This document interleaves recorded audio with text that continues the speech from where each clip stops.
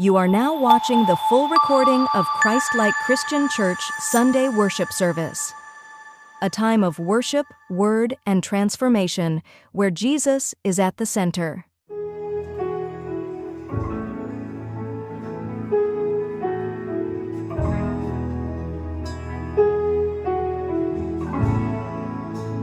Mapalad po tayo dahil ang Diyos na ating sinasamba ay tunay, makapangyarihan sa lahat, Diyos ng mga Diyos at Hari ng mga Hari. Papalitan po natin siya sa ulit. Si Yahweh ang aming Diyos, may gawa ng lahat na mabuti. Ang lahat ng nilikha mo'y sumasamba sa'yo.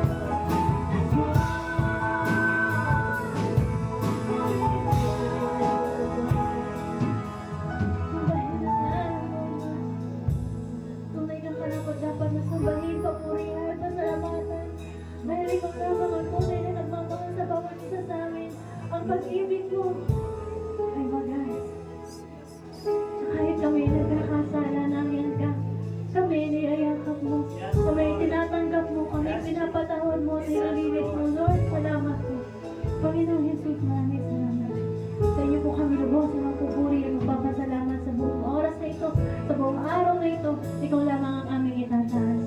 Pangalan mo lamang, Panginoong Jesus. Amen! Amen.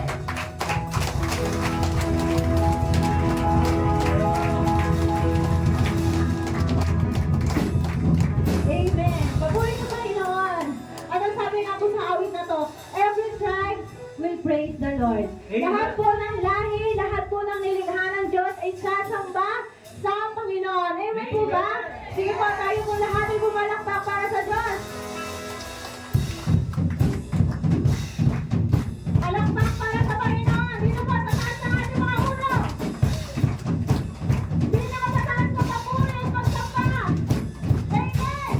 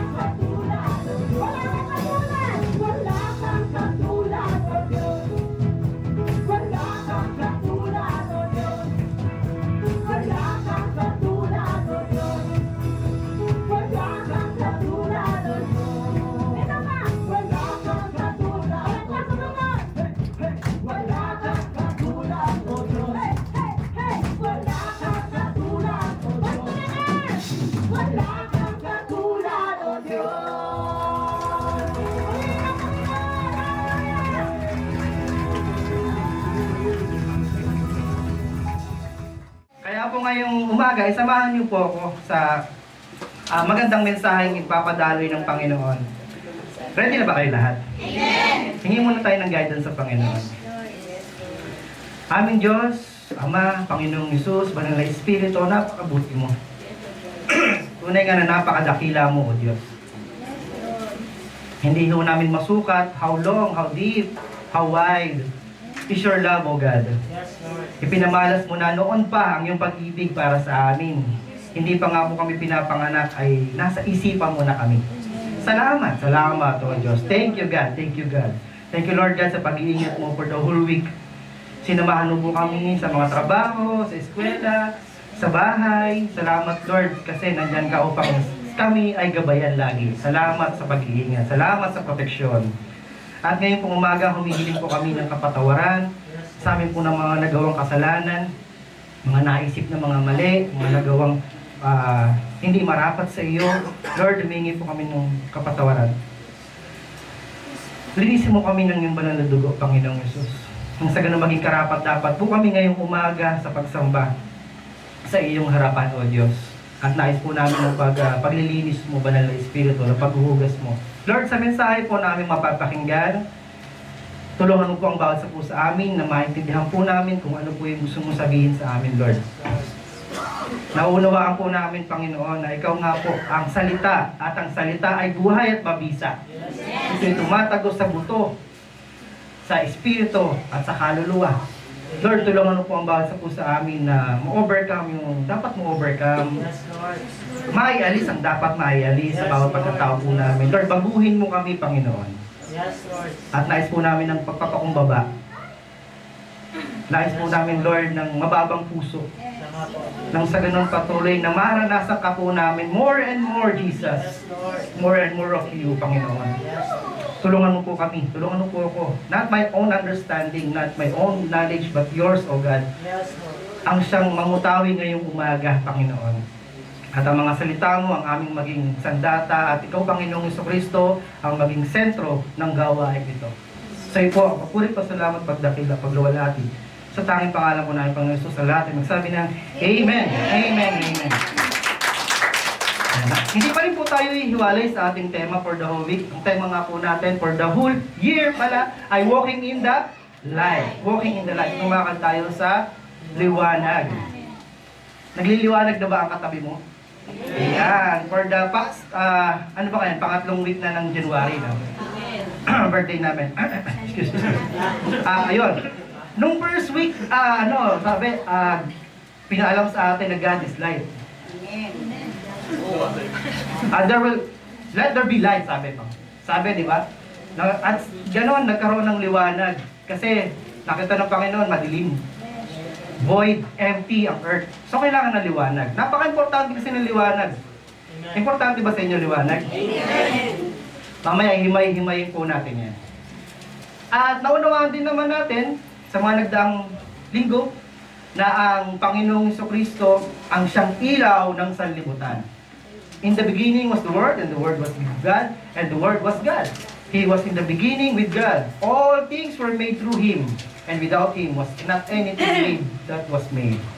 In Him was life, and the light was the light of man. The light shines in the darkness, and the darkness has not overcome it. Napaka-importante po na maintindihan natin ito sa pasimula pa lang dahil noong una pa man, sinabi ng Panginoon, I am the light of this world. Amen. Bakit ba sinabi ng Panginoon na I am the light of the world? Gaano ba talaga ka-importante ang ilaw? That time kasi wala pang electricity, wala pang bumbilya na makikita ka. Sino naka-invento ng bumbilya nga pala? Assignment po yun. Science yan. Yun. Noon wala pang ilaw at meron nga noon ay lampara. Garapa. Sino po ba yung nakaranas dati ng garapa? Di ba yung mga nauna-una, di kandila pa? Ito high-tech na LED light.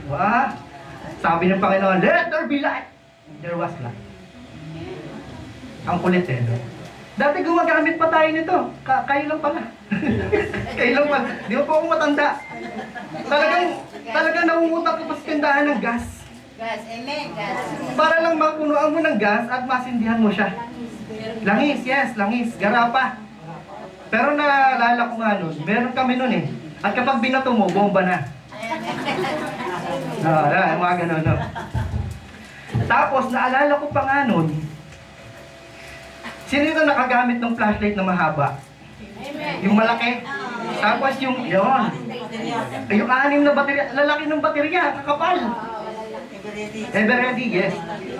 Yung tipong palakihan talaga ng pahabaan din ng flashlight. Yung pinaka-flashlight niya, yung pinaka-ilaw niya, yung parang pang motor. Palakihan din nun. Paliwanagan din nun. Tapos no, nakakatawa na dahil yun din naman na naabutan ko. Kapag brand out sa amin, tila ba parang yun ang kapangyarihan namin. Kasi bata eh. Labasan mo ngayon ng mga bata, katipo, sa gitna ng kalsada. Labasan ng kanya-kanya mga flashlight. Anong gagawin sa gabi? Hahanting kami ng multo. Kasi yung bata, syempre. Alam mo yun, napaka-importante talaga ng ilaw sa atin. Sa CR, kapag kayo nasa CR, papasok kayo ng CR, ano ang una nyo hahanapin? Switch ng ilaw! Sa kwarto, kapag madilim, ano ang una nyo hahanapin?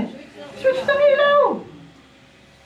Kahit gaano pa kaganda yung bathroom mo, kahit gaano pa kaganda yung bedroom mo, kahit anong gayak pa niyan, pero ang una mong uunahin talaga ay ilaw. Kasi hindi mo mapagmamasdan lahat ng kagandahan kung walang ilaw. Kaya nga sabi ng Panginoon, sabi ni Jesus Christ, I am the light of the world. Kasi hindi mo makikita rin yung kagandahan na ginawa niya, na creation niya kung walang liwanag. Amen. Amen. At hindi tayo makakita ng kanyang kabutihan, ng kanyang grace, ng kanyang biyaya at kung walang liwanag. Kaya sinasabi niya, I am the light of the world. Whoever follows me will not walk in the darkness, but will have the light of life. Nakaka-relate po bang lahat? Amen. Sa palagay mo po ba, ikaw po ba ay may liwanag na? Amen. Ngayon po may pag-uusapan tayo. Ito pong verse na to. The eye is the lamp of the body. Sino dito may mata? Amen. Yan yung mga matang inalagaan mo nung elementary ka na huwag matusok ng kaklase mo. Ng lapis. Kasi di ba, nagalit pa nga ang nanay mo dahil napag-guidance sa'yo. Dahil may tutusok sa mata mo. May manunusok ng mata mo. Napaka-importante ng mata sa katawan. Ang sabi, the eye is the lamp of the body. If your eyes are healthy, your whole body will be full of light. But if your eyes are unhealthy, your whole body will be full of darkness. If then, the light within you is darkness, how great is that darkness? Sa Tagalog. Ang nakakatawa niya, tignan niyo yung unang talata. Sabi diyan, the eye is the lamp. Pag sa Tagalog, iba. Ang mata, ang ilaw, di ba? Kung tatagalogin mo yan, lampara, di ba? The eye is the lamp. Lampara. Tama po? Amen. Kaya nakakatuwa sa Bible pag binabasa niya. Dapat ibang translation makikita mo. Pagdating sa Tagalog, ang mata, ang ilaw ng katawan. Kung malinaw ang yung paningin, sino dito malinaw ang paningin? 20/20 vision. Ako po, pasensya na kayo, nakasalamin na ako, mahihiya. Alam mo yun. Ano tawag natin dun? Basta yun. Basta paglalabo ng mata, habang lumalaki, lumalabo ang mata. Mapupuno ng liwanag yung buong katawan. Ngunit kung malabo ang iyong paningin, abay, mapupuno ng kadiliman ng iyong buong katawan. At kung ang ilaw mo'y madilim, ikaw nga ay tunay na nasa kadiliman. Ang Panginoong Jesucristo, nung siya'y nagsasalita nito, meron siyang gustong ipunto. 2,000 years pa na isulat itong talata na ito, na, alam mo yun, napakagaling ni God kung paano siya magsalita. Bakit? Kasi kung tayo ay nabuhay noon at hindi pa tayo nakakapag-aral ng science, hindi mo maiintindihan ano ba sinasabi ni Jesus Christ na ang mata ang ilaw ng buong katawan. Ano ba sinasabi nito? Ang word naman, hindi ko magets. Tingnan natin sa physical view. Handa na ba kayo? Ayan, aaral tayo ng science ngayon. Anong sabi nga, nabutan yung sineskwela? Bawat bata may tanong, ba't ganito? Ba't ganon? Hayaan mong buksan ang isipan sa science o agham. Nakakatulong po ang science sa bawat isa sa atin dahil dito mas na enlighten tayo yung abilidad natin na maintindihan ang creation ng God, kung paano at bakit nanilikha ito, ay mapapawaw ka na lang eh. Unahin natin sa cornea. Ito bahagi ito ng mata. Kita nyo, yung cornea, ito po, yung transparent film na makikita nyo dun sa bahagi ng inyong mata, na ito yung nagpo-focus doon sa isang imahe para hindi daw mag-blurred. Yung nilalagyan ng contact lens, yun yung bahagi na yan, yung kaya.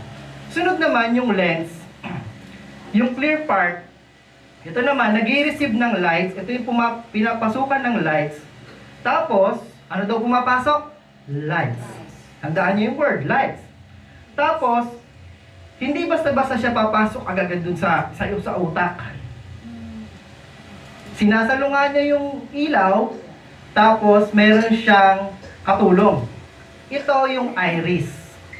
Yung iris, yung makikita nyo sa inyong mga mata na para bang iba yung kulay. May brown, may black. Yung bahagi na yon, yung parang pag inisum mo ay parang kaliskis, hasang. Kumbaga sa isda, siya yung sumasalo ng mga dumi. Ito naman, yung iris na meron tayo, yan yung sumasalo naman doon at nagsasala naman ng ilaw. Ang galing ng creation ng God. Amen. Amen. Isa maliit na bagay, hindi naman natin napapansin araw-araw eh. Basta lang may mata ko, naghihilamos ako, tinatanggalan ko ng muta, at kapag may sorites, papataka ko ng eye mo, yun lang.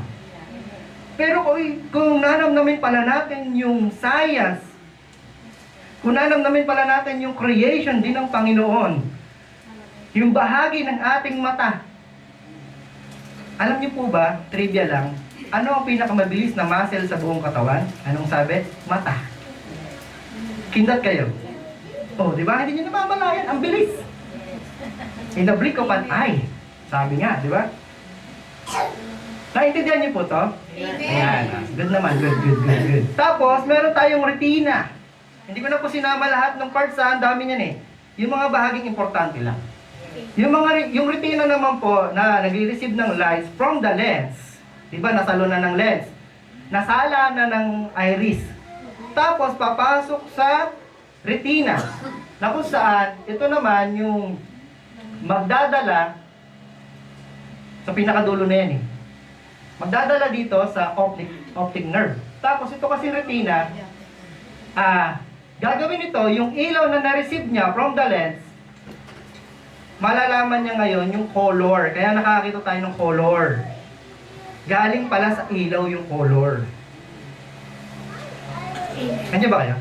Amen. Tapos yung optic nerve, siya naman, ang magdadala doon sa brain natin na ito ay color blue, ito ay color red, ito ay color yellow. Yun pala yun. Imagine niyo pag wala kang mata, tinamahan ka ng ilaw. Pangit, di ba? Dara-diretso sa utak.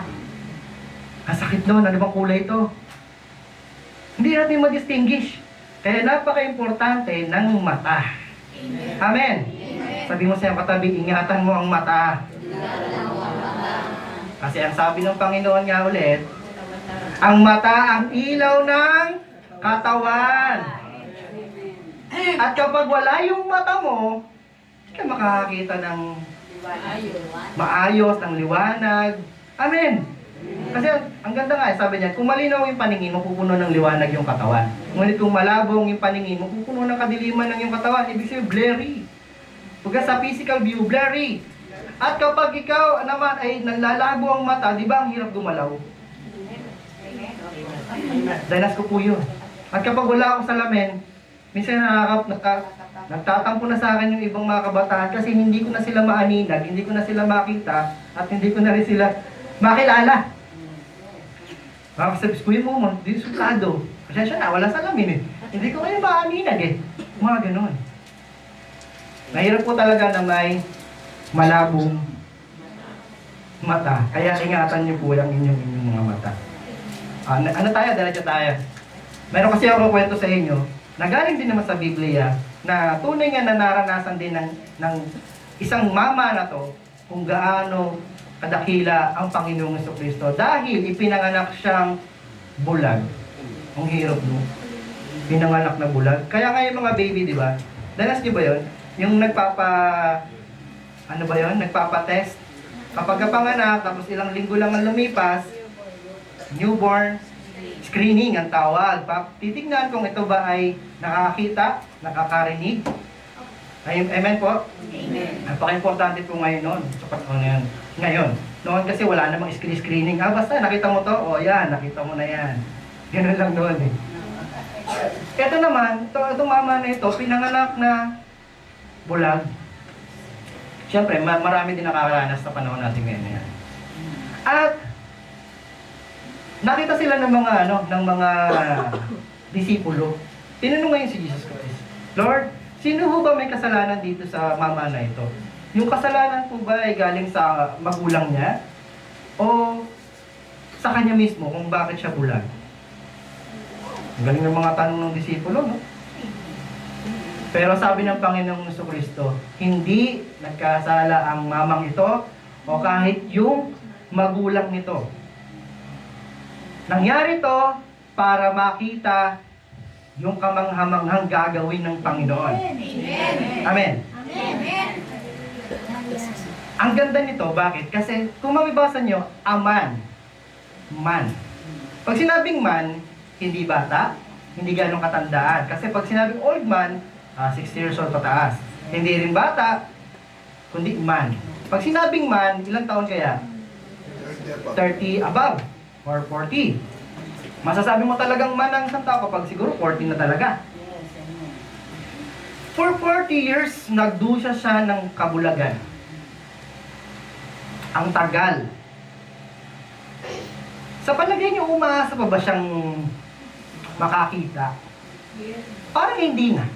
Tanggap na niya. Kasi pinanganak siyang bulag.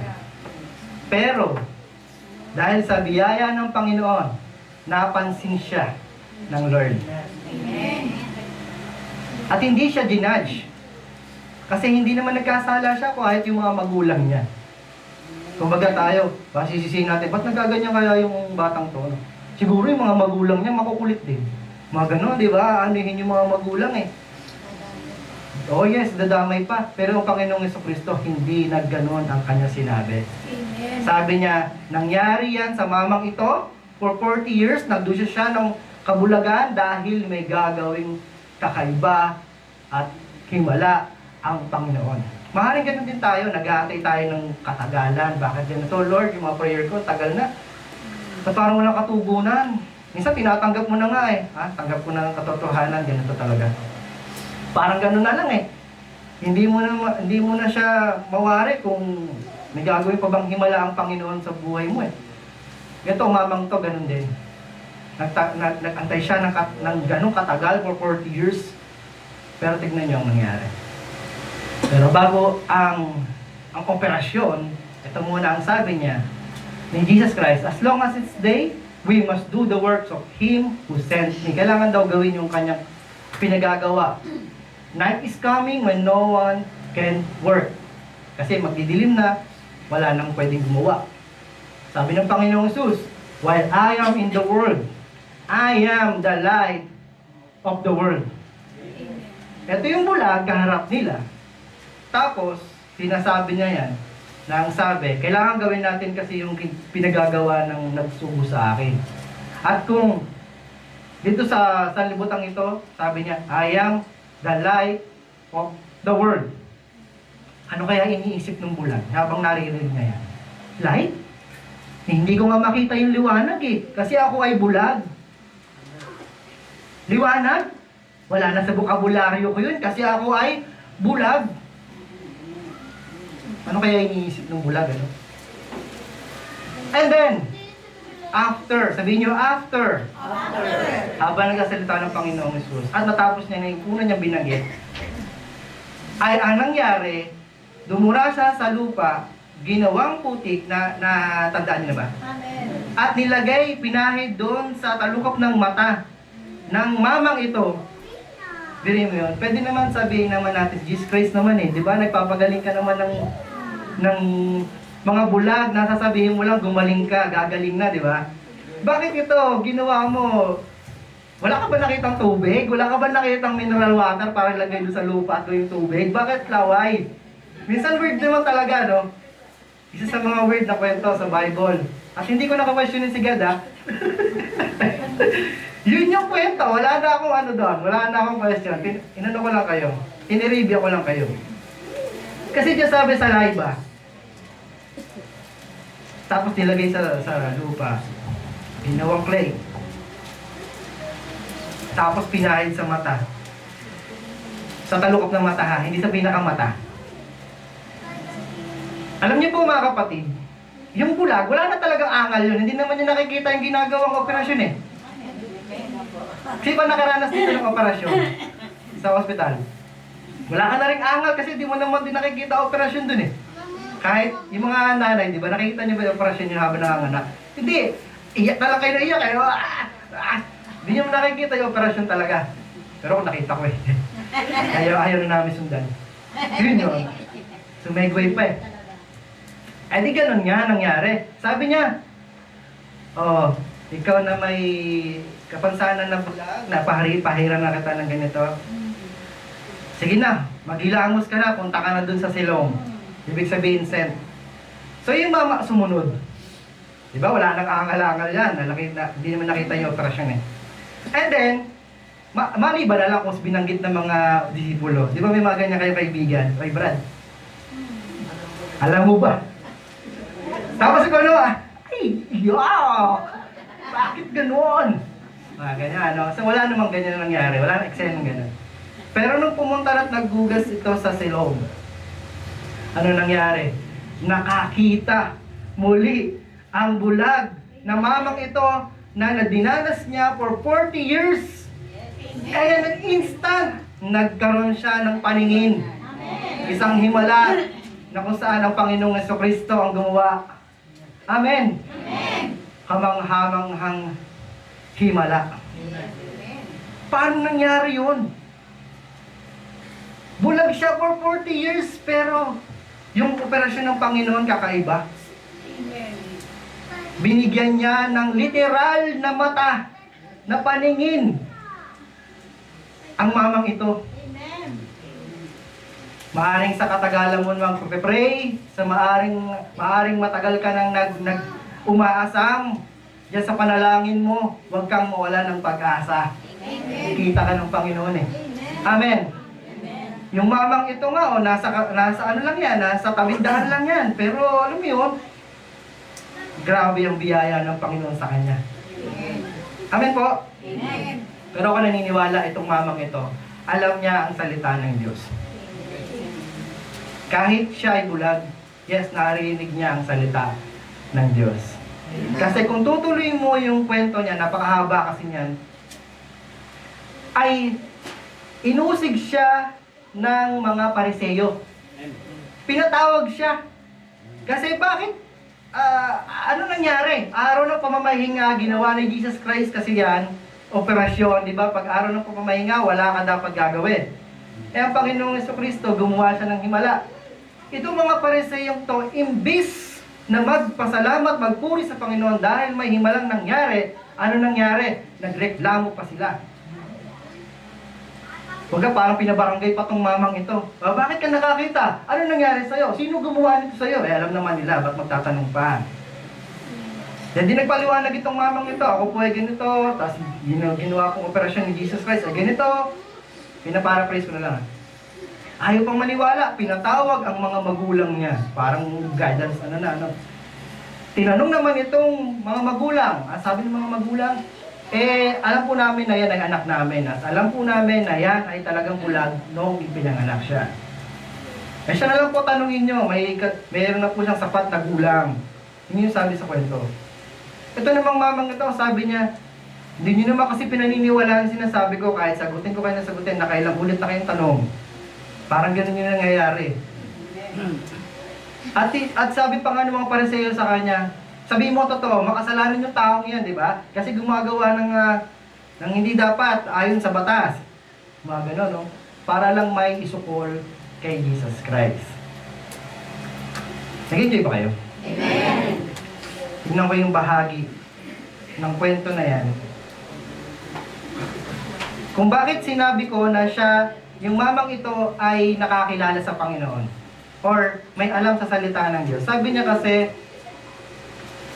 sa mga Pariseo, iyan nga po ang katakataka. Hindi niyo alam kung saan siya nanggaling. Gayong pinadilat niya ang aking mga mata. Alam natin hindi pinakikinggan ng Diyos ang mga makasalanan, ngunit pinakikinggan niya ang mga tunay na sumasamba sa Kanya at sumusunod sa Kanyang kalooban. Mula sa bibig ng mamang ito, lumabas yung mga salitang yon. Amen? Amen. Na nagpapatunay na siya ay may alam sa salita ng Diyos kasi kinote niya yung bahagi sa Awit chapter 66 verse 18. Na kung saan kung magpapatuloy tayo sa pagkakasala, hindi tayo pakikinggan ng Diyos. Amen. Ang kasalanan natin ang humahad lang, kaya yung biyaya, yung grace, ay hindi natin matanggap. Kaya sabi mo sa'yo, katigilan mo na. Tigilan mo na yan.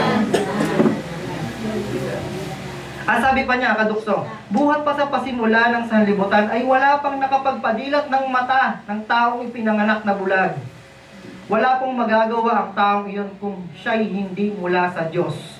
Kita mo yung patotoo niya doon sa harapan ng mga Pariseo. Stand out talaga eh.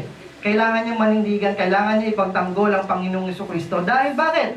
Nakaranas siya ng himala. Na-encounter niya ang Panginoon. Amen.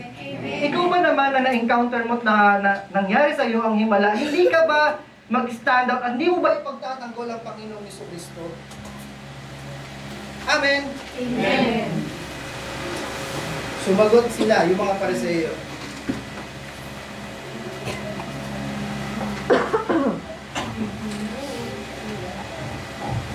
Tingnan niyo yung mga Pariseo kung ano yung sinabi. Ang haba ng binanggit ng mama. Pero yung mga Pariseo, ito ang sinabi. Ipinanganak kang makasalanan. At ikaw ba ang magtuturo sa amin? Wow! Papalo na eh, no? Ganon yung pagkakasabi. Kakaiba, no, mga Pariseo? At sila itiniwalag nila. Tiniwalag pa. Kawawang mama. Alam niyo, nabalitaan ni Jesus Christ yun eh. Na yung lalaki, pinabarangay, tiniwalag. Sabi niya sa mama, sumasampalataya ka ba sa anak ng tao? Sumagot ang lalaki, sino po ba siya? Ganun, Ginoo. Sabihin niyo sa akin upang ako'y manampalataya sa kanya. Sabi ni Jesus Christ, siya'y nakita mo na. Sabi mo sa katabi, siya'y nakita mo na. Ginawa ko. Siya ang nakikipag-usap sa'yo. Sabi ni mama, Ginoo, sino po ba yun? Sabi ni Jesus Christ, siya'y nakita mo na. Di ba? Bulag ka noon. Ngayon nakakita ka na. Siya'y nakita mo na at siya ang nakikipag-usap sa'yo. Amen. Ang galing nung mga sentences ni Jesus Christ, eh, na? Sabi pa niya, sumasampalataya po ako, Panginoon, sabi ng lalaki, at sinamba niya si Jesus. Sinamba niya si Jesus. Eh kung hindi totoong Diyos si Jesus Christ, sabi kasi ng iba, tao lang si Jesus Christ. Di ba yung pagsamba sa Panginoon ang dapat? Amen? Eh kung hindi si Jesus Christ, Panginoon, dapat sinaway niya yung mama. O, huwag ako sambahin mo. Pero hindi niya pinigilan ng mama. Amen? Amen. Kaya totoo na ang ating Panginoong Jesucristo ay Diyos. Amen. Amen. Sinabi pa ni Jesus, isang kahatulan sa sanlibutan ng pagparito ko upang makakita ang mga bulag at mabulag ang mga nakakakita. Grabe pa rin yung talinghaga. Ay, alam nyo na dun yung mga Pariseo sa paligid. Sabi ng mga Pariseo, ibig mo bang sabihin, bulag din kami? Jadi, sagot naman ni Jesus Christ. Sumagot si Jesus, kung kayo'y bulag. Kung kayo'y bulag, wala sana kayong kasalanan, pagkakamali. Ngunit sinasabi niyong nakakakita kayo, kaya't nananatili ang inyong mga kasalanan. Para silang sinasampal ngayon naman ng salita ng Panginoon talaga. Kasi kung sinasabi niyong kayo ay nakakita kayo, kaya nananatili sa inyo ang mga pagkakamali. Ano ibig sabihin paunawa ng Panginoon sa atin? Magkaroon ka ng humble heart. Amen. Amen. Kailangan mababa pa rin yung puso mo. Sinasabi mo na ikaw Kristiyano, dapat magpapakristyano ka. Sinasamba mo ang totoong Diyos, dapat umiiral sa iyo. Kasi sabi niya dito, yes, pinatutukuyan niya ang mga Pariseo na sila ay nakakita ngunit bulag.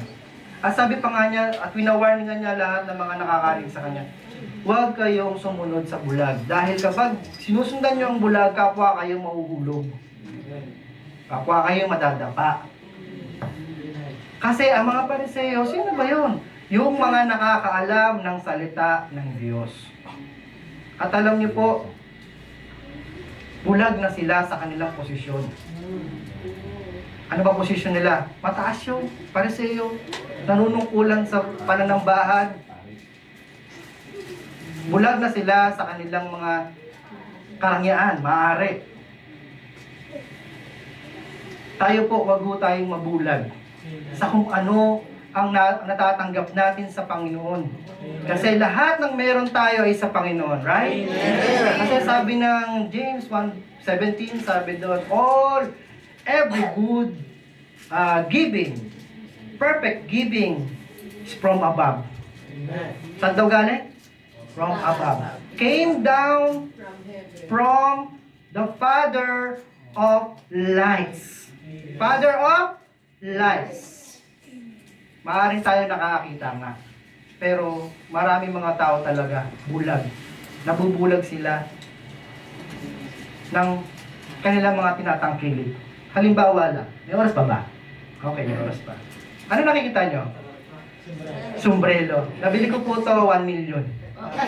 Kunwari lang. Kunwari lang. At bebenta ko to 2 million. Bidding. Akin to. Bili ko to. Isusuot ko to. Siyempre, mahal eh. At mahal na to, sinuot ng pogi eh. Birthday ko. Nasuot ko na. Nakita nyo ba? Ako, wala akong makita. Ba't wala akong makita? Kasi natatakluban ng meron ako. Natatakluban ng trabaho ko. Natatakluban ng kayamanan ko. Natatakluban ng mga mata ko, ng mga cellphone, gadgets, ng movie, ng social media. Kaya hindi ko makita ang mga ginagawa talaga ng Panginoon sa buhay ko. Meron kayo? Huwag kayong mabulag sa kung ano ang meron kayo. Amen. Yan ang pinapasabi ng Panginoon sa bawat sa akin. Amen. Kasi, first of all, siya naman talaga ang nagbigay. Amen. Kaya nga nakakita kayo sa mga comics, sa movie, alam niyo yung mata nila may dollar sign, may peso sign. Tama? Kasi yung context kanina doon sa unang verse natin sa Matthew 6, nang sabi doon, mata ang ilaw ng katawan, meron yung ibabaw na bahagi na sinasabi, huwag kayong mag-impok sa kayamanan dito sa lupa. Dahil meron ditong kalawang, meron ditong mga insektong sisira ng ating mga kayamanan. Amen. Ang impokin nyo ay ang kayamanan doon sa langit. Amen. At doon sa Lucas, kung mabasa nyo, ganun din naman ang pinatutukuyan. Ang sabi doon, ang ilaw ay hindi sinisindihan at inilalagay doon sa tagawan. Kundi inilalabas para mailawan ang mga nasa paligid. Tapos dinuksong niya ang ilaw, ang mata, ang ilaw ng katawan. Yun yung context nun. Ano ibig sabihin? Huwag kang mabulag ng mga material things dito sa mundo. Amen. Ibinigay sa atin yun para makatulong sa araw-araw na pangangailangan. Amen. Amen. Hindi nilikha yun para bulagin tayo. Right. Amen. Kaya nangyayari kasi sa mga tao na meron sila, ano nangyayari? Sinisika pa rin na magkaroon sila, nagiging greedy na. Yun na yung nakikita nila, pera, kailangan ko ng pera. Mahina ako pag walang pera. Sino dito nangihina pag walang pera? Wala akong pera. Ano sabihin mo pa, buti pa yung pera may tao. Yung tao walang pera. Yung mga moto mga ganyan So sana po naiintindihan po natin ito. Itong mamang ito, balik tayo dito sa mensahe. Itong mamang ito, grabe yung kanyang pagtatanggol talaga sa Panginoong Jesucristo. Hindi kahit di maniwala yung mga pariseyong ito. At alam niyo po ba, chapter 9 itong binabasa natin. Chapter 8 na basahin po yung sa dyan. Na kung natatandaan niyo si Nicodemo, pariseyo po siya, di ba? Amen. Si Nicodemo, pinagtanggol din niya si Jesus Christ. Kahit siya ay belong doon sa group of Pharisees. Sabi niya sa mga kapwa niya pariseyo, hindi baka tarungan at hindi ka tanggap-tanggap siguro, di ba? Na litisin ng isang tao kung hindi naman siya naitatanong, kung hindi siya, alam niyo, yung mga litis-litis. Kung hindi siya naghangin, no? Kung naghamba. Ay, iniisip ako Alam mo yun, sabi ng mga pariseyo, pintanggol kasi niya si Jesus Christ Sabi tuloy ng mga kapwa niya pariseyo, aba, ano meron sa'yo? Bakit ikaw ay nalinlang din? Yun yung mga nangyayari, no? Tapos ang sabi niya, magsiyasat ka nga mabuti. Di ba sabi sa kasulatan, walang propeta ang manggagaling sa Galilea. Basahin mo. Parang gano'n, no? Wala nang magawa si si Nicodemo Parang si Daniel sa panahon ni Jesus Christ. Ginawa na lang niya ang tama kahit siya ay pakain sa leon. Amen. Amen. Kaya ka nakakatuwa sa buhay ni Nicodemo. Akala ko noon, nung John chapter 3 lang siya na isama yung kwento niya. Pero pagdating sa John chapter 8, doon pala ipinagtanggol niya ang Panginoong Jesucristo. Ikaw ba? Sabi niya katabi. Ikaw ba? Kaya ba ipagtanggol ang Panginoong Jesucristo?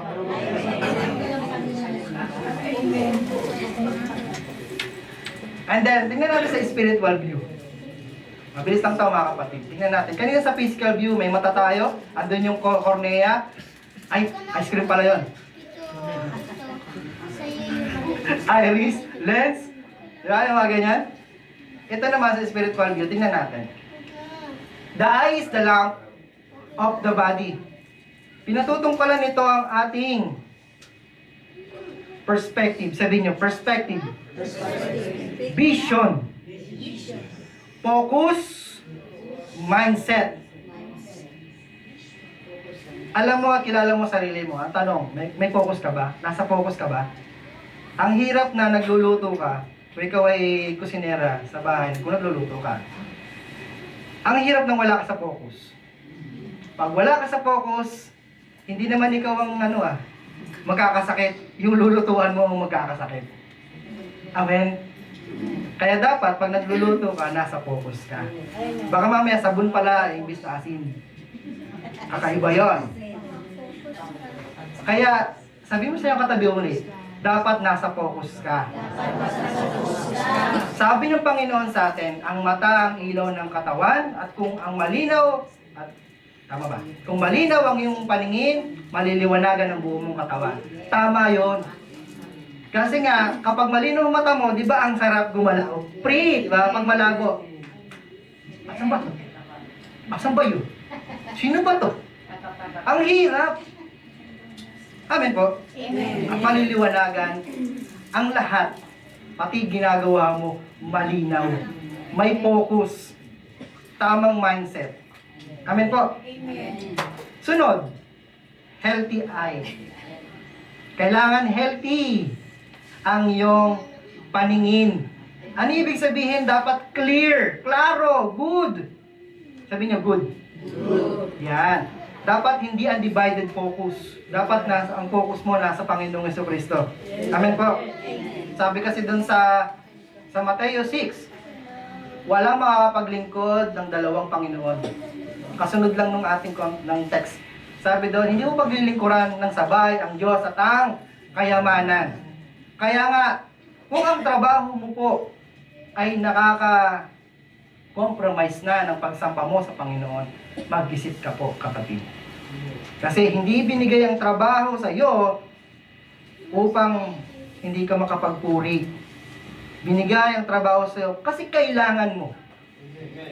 O kahit estudyante ka, o kahit yung mga subject mo, binigay yan ng Panginoon para sa kabubuti mo. Kailangan tignan mo pa rin. Ito ba ay nakakatulong at agapay din sa akin para makapanamba ako sa Panginoon? O naahadlangan na ako nitong mga activities na ito? Isip-isip din. Amen po. Amen. Healthy eye. So dapat healthy pala. Alam niyo po, sa totoo lang, pag speaking of healthy food muna tayo Healthy food, inaayawan talaga natin. Yung mga bata, tayo, ayaw natin ang palaya Na-testing ko na kala Nathan Ivan Pakainin ko ng gulay, ayaw.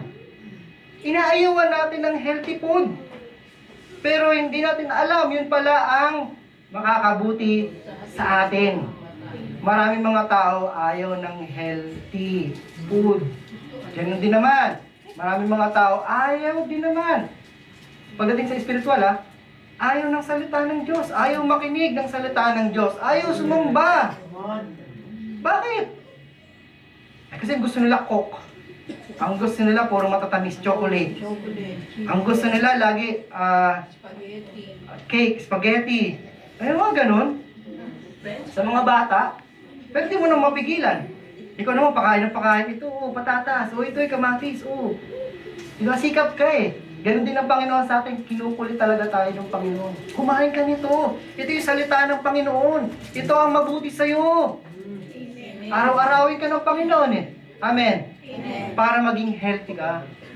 Yun ang gusto ng Panginoon. So, healthy eye. Kailangan natin ng healthy eye. Klaro ba ang ating vision? Klaro ba ang ating goal? Mindset? Klaro po ba? Kasi kung hindi klaro, ang tawag doon, unhealthy eye. Sabihin nyo, unhealthy eye. Ano meron dito? Malabo. Sa Tagalog, hindi siya malinaw. Amen. Divided focus. Tapos, anong nangyayari pa? Nabubulagan, nagbe-blurred. Bakit? Kasi may ibang focus. Hindi makapag-focus sa isa lang. May girlfriend ka ng isa, gusto mo pa si Lorna, si Pe, si Aida. Grabe naman, kapoge. Ang poge Mag-focus ka sa isa. Kailangan mo yon. Alam niyo po, ang totoo niyan talaga, yung mga kabataan, kapag umibig, wala na, pasaway na sa mga magulang. Ay, pasensya na sa mga umiibig Sorry. Pero kasi alam niyo po, danas ko din naman Nagiging rebelde din ako sa magulang ko kasi kabulagan na ata. Kabulagan ng umibig. Kanta ba yun? Kanta ata yun Alam mo yun, kapag umibig na, wala na nakikita kundi si girlfriend na lang. At kapag narinig yung pangalan ng girlfriend sa magulang, wala, nagalit na. Bakit dinadamay mo pa to? Bakit dinadamay pa yung ginagawa namin? Wala na, hindi na anak ang toring, hindi na magulang ang toring. Away na. Kasi umiibig. Mga kabataan, kapag umibig, huwag mabulag. Amen. Hindi ka umiinspirado ka, kalaban mo na lahat. Lahat na nagsasabi sa'yo, nagpapayo sa'yo para sa kabubuti mo. Amen. Ba't ba tayo napunta doon? Amen. Huwag kasi tayo mabulag na kung ano ang meron tayo. Amen. Trabaho, pag-aaral, jowa. Asawa, huwag tayo mabulag ng mga ganyan. Kasi yan naman talaga yung binigay ng Panginoon yan eh. Bakit mo naging girlfriend yan? Eh kasi niloob din naman ng Panginoon naging girlfriend mo yan. Amen. Hindi dahil maganda siya, o marami siyang wallet, hindi doble-doble. Kanta na naman. Nakita mo yung, alam mo yon, yung kagandahan ng Panginoon sa pagkatao niya. So mag-focus ka doon. Mag-focus ka sa isa. Hindi ko mo nagsawa ka sa spaghetti, pansit naman. Wag ho tayo maging bata. Sabi mo sa'yo, katabi, bata ka ba? Wala tatandaan niyo si Bonjing? Kilala niyo si Bonjing? Amen. Overtime na naman tayo. Si Bonjing, yung kung naalala nyo, yung may dalawang bote na malaki. Yung si Jamie Santos yung at sasabihin pag inaape, sumbukan ka sa mama ko, sumbukan sa mama ko. Ayun, sumbukan sa lola ko. Pero kapag may pinapagawa sa kanya, anong sabi? Kiss muna. Kiss muna. Huwag tayo maging Bonjing sa'yo, hindi ka Bonjing. Na kapag may pinapagawa sa'yo, sasabihin mo, kiss muna. Ano ibig sabihin? Gawin mo muna to, Lord. Huwag tayo maging Bonjing, huwag tayong parang, Lord, gawin mo muna to. Pag pinayaban mo ko, gagawin ko yung pinagawa mo. Nakapasok. Salamat sa Lord, nakapasok. Kaya, ito po yung kailangan talaga natin malinaw na mata. Malinaw na vision. At mangyayari lang yan kung meron tayong ilaw, liwanag. Amen.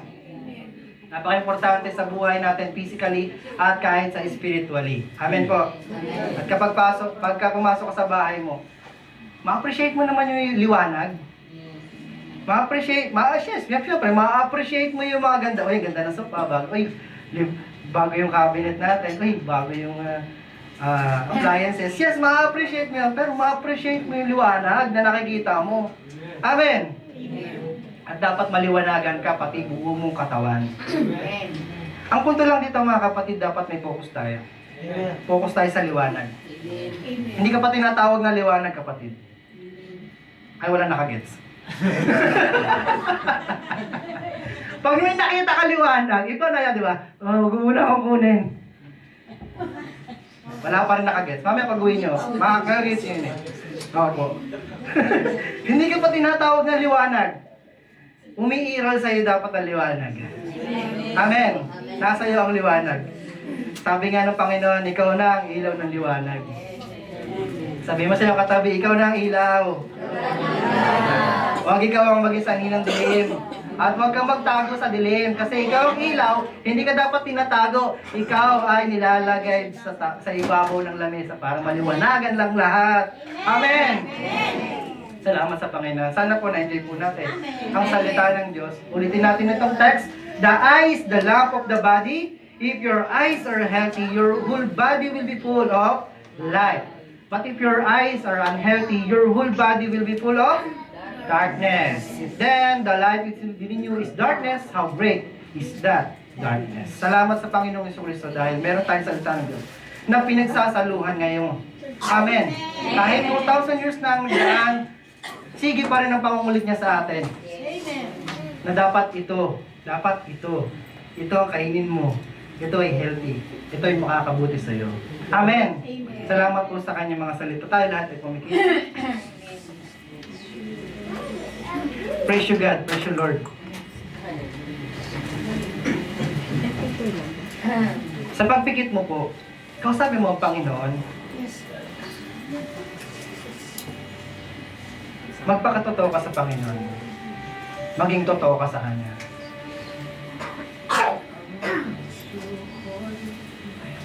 Minsan tayo, kahit alam natin ng katotohanan, nakakagawa pa rin tayo ng pagkakamali. Nakagawa pa rin tayo ng pagkakasala.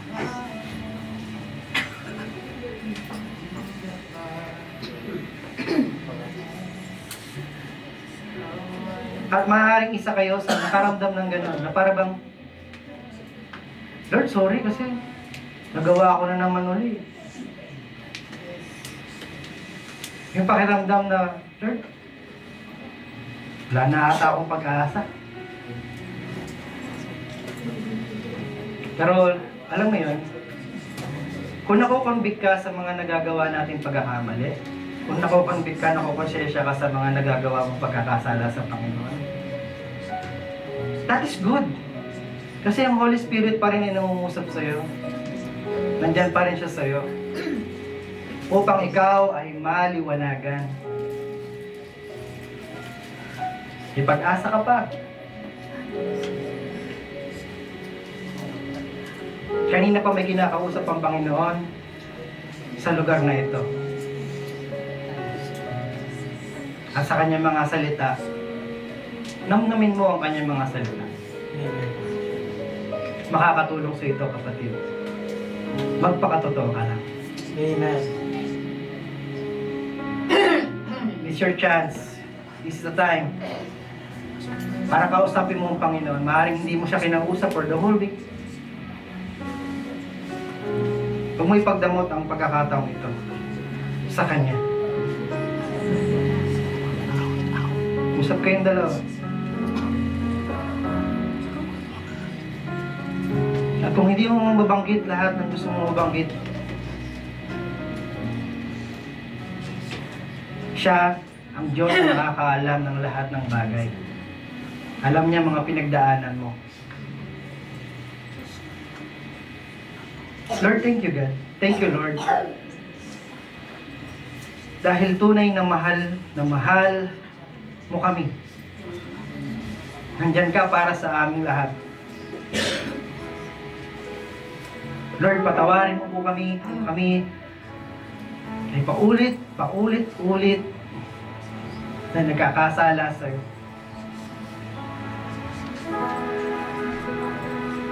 Hinisi mo po kami, Panginoon.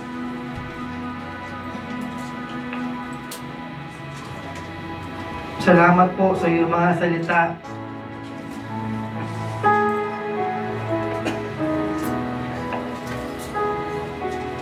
Na siya nagko-convict po sa amin na mali na ang aming mga ginagawa. Wala na kami sa focus. Lord, ibalik mo po kami sa focus. Sabi mo sa Psalms 119 verse 105, Your word is a lamp to my feet. Thank you, Lord. Liwanag, tanglaw sa aking mga paa. Lord, ibalik mo po kami sa tamang landas. At kung nasa landas mo na kami, Lord, gabayan mo po kami. And this is the thing.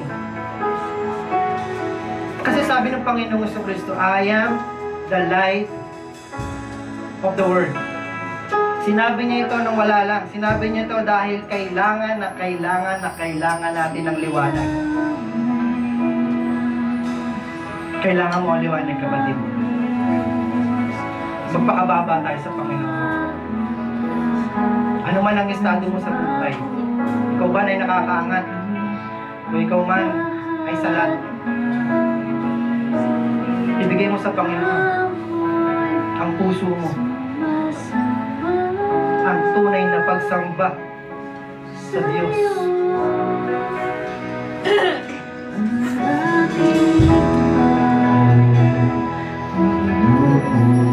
Lord, narito po ang iyong mga anak na nanalangin sa iyo.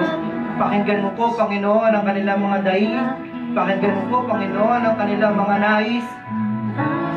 At hayaan mo rin po na sila man din ay mapakinggan ka, O Diyos. Kung ano ang kanilang misyon, kung ano ang kanilang dapat gawin sa mundo na aming ginagagalawan. We worship you, Jesus. We worship you, Lord. Sige, ilahad mo sa Panginoon ang gusto mong sabihin.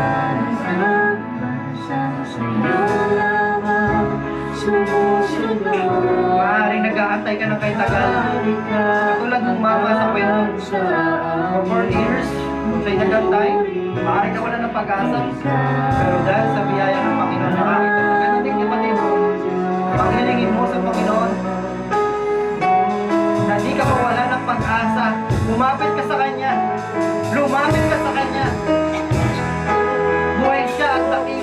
Naririnig ka niya, kapatid.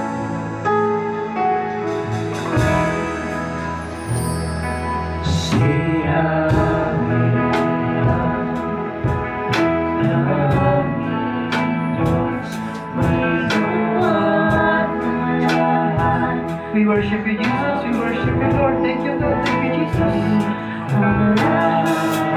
Thank you, God, sa kahawagan.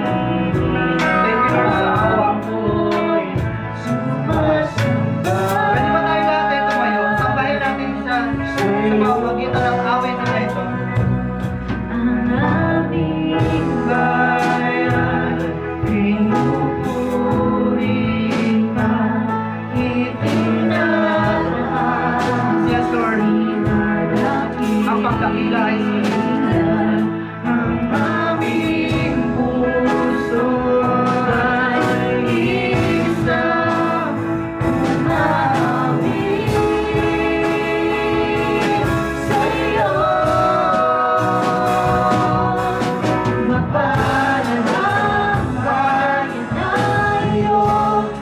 Bigay mo ang tamang papuri, tamang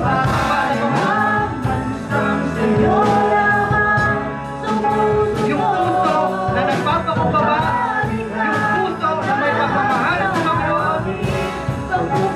Ikaw lang, O Diyos. Ikaw lang, Panginoon.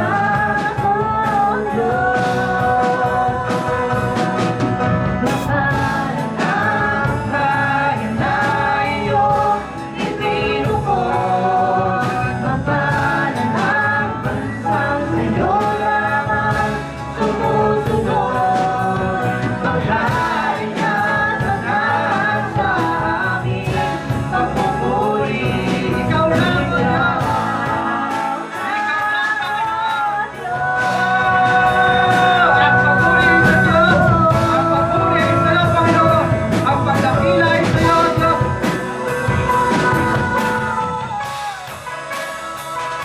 We worship you, Jesus. We worship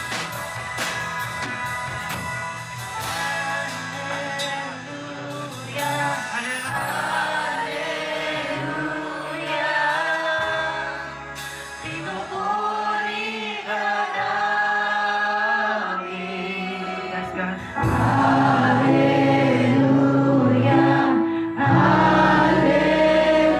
Hindi natin alam, baka ang Panginoon habang kumakanta ka, kumikilos na siya sa buhay mo. Himala na para sa'yo. Parating na ang himala na dadanasin na para sa'yo at para sa sambahayan mo.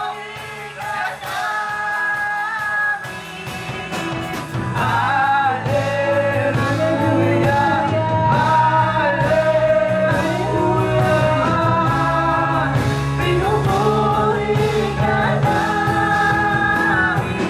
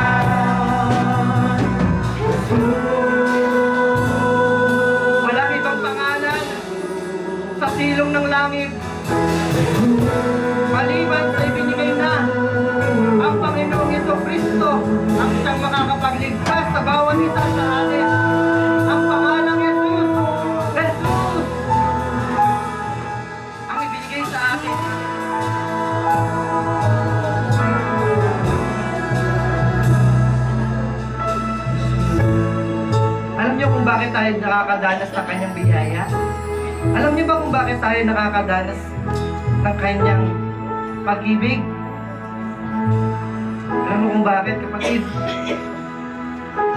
Kasi lagi kang nasa isip niya. Salamat, Lord! Hindi mo kami kinakalimutan. Yung katunayan na sobrang mahal na mahal ka niya. Kasi kahit dumaan ka doon sa valley of death na tinatawag, kahit nasa panganib, alam mo, nasa isip ka pa rin niya, inaalalayan ka pa rin niya. Maaaring dumaan ka sa sakit at karamdaman, naranasan mo, na-encounter mo, Panginoon, sa kagalingan. Maaaring dumaan ka doon sa kasalatan, sa walang-wala, pero dinanas mo ang kanyang kahabagan, ang kanyang biyaya. Marapat lang na sa kanya ang papuri, Amen. pagdakila, pagluwalhati, pagsamba. Kasi nasa sa atin ang Panginoong Jesucristo. Bumaba mula sa langit, nakipamuhay sa ating bilang isang tao.